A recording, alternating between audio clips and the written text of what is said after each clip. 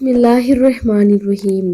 زینب T V کی طرف سے میں آپ لوگوں کے ساتھ رسول اللہ صلی اللہ علیہ وآلہ وسلم کا بہت ہی پیارا فرمان شیئر کرنے جا رہی ہوں کہ اللہ تعالیٰ کی عطا کردہ نعمتوں کا شکر ادا کیسے کیا جائے۔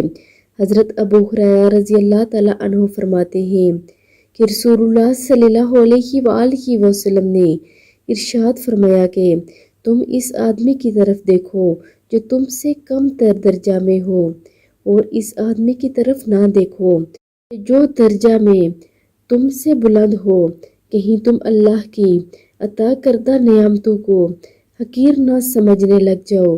یعنی ایسے آدمی کی طرف نہ دیکھو جو تم سے اعلیٰ درجے میں ہو، یعنی جس کے پاس زیادہ مال ہو، بلکہ ایسے آدمی کی طرف دیکھو جو تم سے کم تر یا کم مال والا ہو۔ اللہ رب العزت ہمیں عمل کی توفیق عطا فرمائے، آمین ثم آمین۔